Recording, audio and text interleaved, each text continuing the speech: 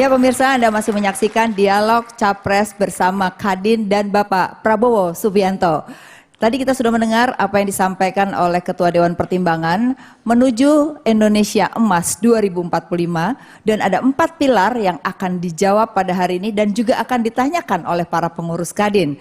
Nah, oleh karena itu kita akan mendengar dulu bagaimana visi dan misi Bapak Prabowo, baru nanti para pengurus bisa bertanya. Kami persilakan Bapak Prabowo 15 menit untuk visi dan misi.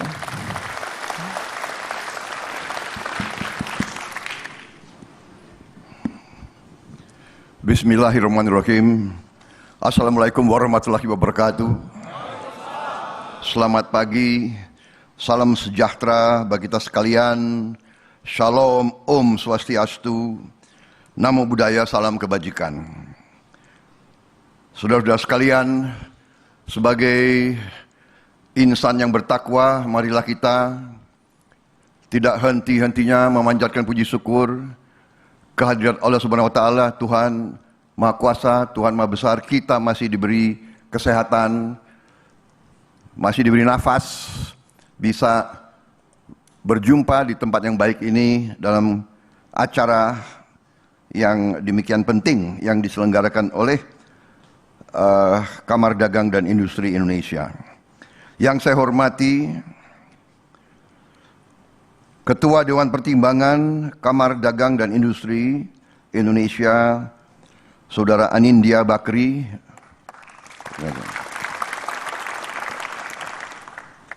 Yang saya hormati PLH Ketua Umum Kamar Dagang dan Industri Indonesia, Bapak Yuki Nugrahawan Hanafi. Wakil Kepala Koordinator Pertimbangan Kadin Indonesia, Ibu Karmelia Hartarto. Ketua Kadin DKI Jakarta, Ibu Diana Dewi. Saudara-saudara Ketua Kadin Provinsi seluruh Indonesia yang saya hormati dan saya banggakan. Pimpinan TV One yang saya hormati, Saudara Tovan. Ketua TKN dan Ketua Kadin tahun 2015-2021, Saudara Rozan Roslani yang saya hormati. Di sini juga banyak tokoh-tokoh nasional yang hadir. Ada Profesor Yusril Iza Mahendra, ada Pak Burhanuddin Abdullah, mantan Gubernur Bank Sentral, ada Pak Bambang Brojonegoro, mantan Menteri Keuangan, ada Pak Ilham Habibie yang saya hormati.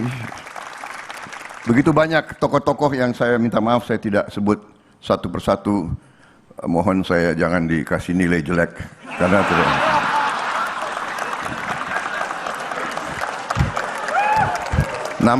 Namanya usaha kan. Boleh dong, saudara-saudara sekalian. Ini sungguh kehormatan bagi saya diundang oleh Kadin, karena memang Kadin adalah salah satu pilar yang penting dalam suatu pembangunan suatu negara. Saudara-saudara sekalian, kita semua di sini, saya kira sebagian besar, mungkin 1-2, bukan, tapi kita semua adalah anak-anak Indonesia. Kita semua adalah anak-anak bangsa Indonesia. Dengan sendirinya kepentingan kita sama. Kita ingin negara kita maju. Kita ingin negara kita sejahtera. Kita ingin negara kita makmur. Saya kira itu adalah harusnya di hati setiap anak Indonesia. Artinya yang merasa anak Indonesia, kita ini sesungguhnya dan sebenarnya adalah suatu keluarga besar. Kita ini suatu keluarga besar. Jadi setiap usaha, setiap persaingan, setiap kompetisi itu benar dan baik, ya diperlukan. Tetapi kompetisi itu harus dalam kerangka sebagai anak-anak satu keluarga besar. Itu saya kira saya mulai paparan saya dengan itu. Dan kita memahami bahwa kita ini sekarang sudah dewasa. Kita sudah 78 tahun, walaupun 5 tahun pertama kita masih perang, tapi ya 73 tahun kita sudah hidup bernegara. Dengan pasang surut, dengan begitu banyak gangguan, dan kita ini sebagai bangsa dan pemimpin kita semua, saya kira banyak naifnya. Karena kita dari awal pemimpin-pemimpin kita, dari masa pergerakan, masa proklamasi, perang kemerdekaan, semua didorong oleh idealisme, oleh cita-cita ingin hidup sebagai negara terhormat, di mana rakyat kita sejahtera, di mana orang kecil bisa senyum dan ketawa. Itu cita-cita semua pemimpin kita. Memang waktu itu masanya adalah seluruh dunia terdapat perang ideologi besar. Tidak hanya di kawasan kita, di seluruh dunia, antara fasisme, komunisme, nazisme, kapitalisme, imperialisme, dan kita, negara yang ingin merdeka, negara yang ingin keluar dari penjajahan, negara yang sekian tahun kekayaan kita diisap, sekian tahun rakyat kita diperlakukan sebagai budak. Saudara-saudara sekalian, dengan demikian, setelah 73 tahun kita bernegara, kita juga banyak belajar. Nah sekarang, kita bersyukur. Saya selalu mengatakan, kita harus bersyukur, walaupun banyak perbedaan, banyak kekurangan.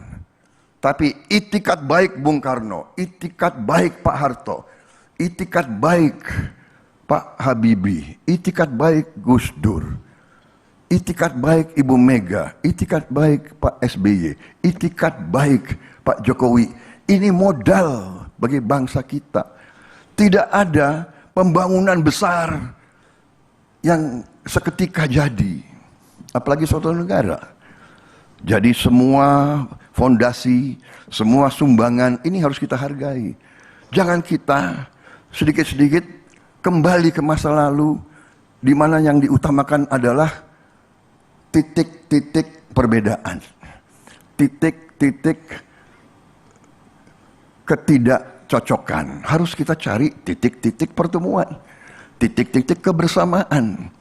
Jadi saudara, kita harus sadar bahwa kita ditakdirkan sebagai negara besar, tapi negara majemuk, ratusan suku bangsa, begitu banyak bahasa daerah, begitu banyak agama yang berbeda-beda. Kalau kita tidak bisa hidup rukun, saya kira tidak akan tercapai Indonesia yang kita cita-citakan. Jadi yang saya belajar dari sejarah adalah tidak ada kemakmuran tanpa perdamaian. Tidak ada perdamaian tanpa kearifan pemimpin-pemimpinnya. Dan yang saya maksud pemimpin bukan 1-2 orang, bukan capres, bukan ketua umum. Yang saya maksud adalah lapisan pemimpin. Saya langsung saja, kita sudah mengerti, kita sudah sampai di titik ini, bapak-bapak, ibu-ibu, sebagai entrepreneur, sebagai pemimpin, mengerti bahwa kita berada di titik yang sangat menjanjikan. Di mana ada negara sebesar kita, kondisi ekonomi seperti ini, inflasi terendah dalam berapa dasawarsa, harus kita jujur, harus kita akui. Kalau kita tidak rasional, ya berarti sudahlah, kita tidak usah diskusi. Ini diskusi, dialog orang-orang yang rasional, orang-orang yang mengerti. Inflasi terkendali, pertumbuhan salah satu yang terbaik di dunia.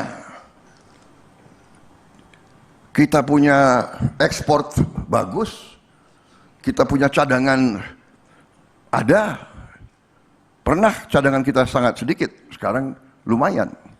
Jadi semua indikator menunjukkan kondisi yang baik, belum memuaskan, Tapi kita yakin kita bisa lebih baik lagi dengan fondasi yang sudah dibangun oleh pemerintah-pemerintah sebelum ini. Dan harus diakui secara rasional, Presiden Jokowi termasuk berhasil mengelola ekonomi, berhasil mengelola negara, berhasil mengelola perdamaian.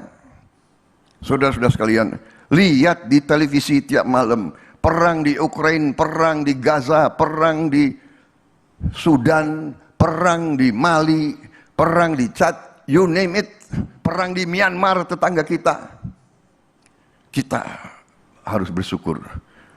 Kita bersyukur dengan warisan nenek moyang kita, warisan juga pendiri bangsa kita, Pancasila, mempersatukan, Bhinneka Tunggal Ika, politik bebas aktif, non-blok, ini modal semua.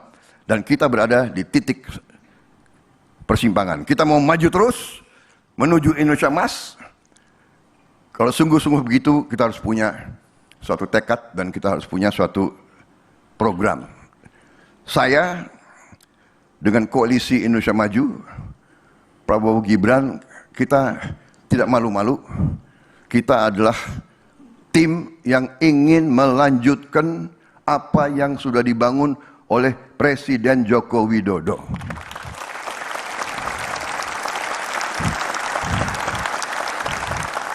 Saudara-saudara, saya ini bukan tukang menjilat, bukan. Saya ini 2 kali dikalahkan oleh Pak Jokowi. Nah, kalian ketawa kan? Kalah itu sedih loh. Ketawa lagi kalian ini. Aduh, inilah orang Indonesia. Ada temannya yang sedih, dia ketawa. Tapi begini, ya begini. Anda perhatikan nggak? Selama saya bersaing di debat dimanapun, Anda lihat, saya masih bersahabat sama beliau. Orang merasa aneh. Tim saya waktu itu, tim kampanye marah-marah sama saya habis debat. Bapak kenapa? Kenapa enggak? Saya bilang ya gimana? Ya kan, saya merasa bahwa banyak pikiran Pak Jokowi benar. Untuk apa saya sanggah kalau saya setuju? Iya kan? Nah, jadi saudara-saudara, ternyata benar. Beliau menang, tapi beliau ajak saya. Banyak pengikut saya tidak setuju. Anyway, sekarang kepada inti masalah, ya. Kita lihat yang sudah dibangun adalah ibarat landasan. Semua presiden sebelumnya meletakkan landasan, semua berjasa, harus diakui. Saya juga terus terang saja, saya mengakui Ibu Megawati pun berjasa, pun berbuat yang banyak. Iya. Terus terang saja, ya. Jadi sekarang dengan semua landasan itu, kita harus berani untuk berpikir besar. Kita menurut pendapat saya terlalu lama dijajah oleh Barat sehingga terjadi apa? Rasa rendah diri, inferiority complex. Kita selalu merasa dirinya tidak mampu, kita merasa dirinya miskin. Tidak, kita kaya dan kita mampu dan kita harus mampu.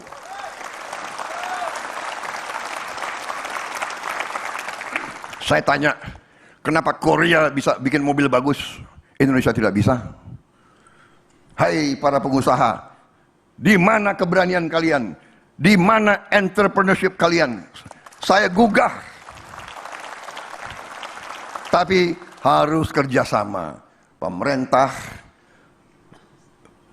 entrepreneur, akademisi, universitas, partai politik, kita harus bersatu dalam punya cita-cita besar ini. Saya kira saudara-saudara, saya sudah membuat suatu strategi yang saya sebut strategi transformasi bangsa. Landasannya adalah yang sudah dibangun oleh Pak Jokowi, bukunya sudah ada, saya sudah sampaikan, karena saya 1 menit lagi, ya kan, daripada saya kena marah.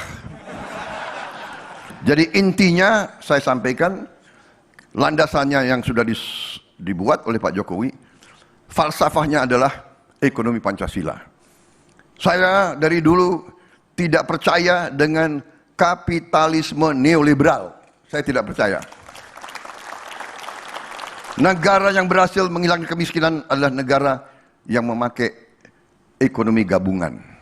Yang terbaik dari kapitalisme, yang terbaik dari sosialisme. Itulah yang saya sebut ekonomi Pancasila.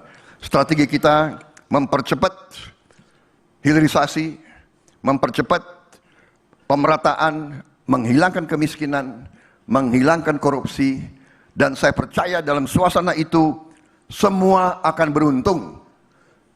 Para pengusaha akan lebih senang dalam suasana pertumbuhan. Saya percaya strategi ini akan membawa pertumbuhan tinggi. Pertumbuhan tinggi akan membawa kesejahteraan bagi kita semua. Terima kasih. Wassalamualaikum warahmatullahi wabarakatuh. Terima kasih Pak Prabowo. Kita sudah mendengar Bapak Ibu sekalian dan pemirsa, apa visi misi dari Pak Prabowo merupakan impian kita semua yang ada di sini dan juga yang ada pemirsa yang ada di rumah. Ya Pak Prabowo, tentu saja apa yang Bapak sampaikan juga akan menjadi pertanyaan-pertanyaan dari teman-teman di pengusaha.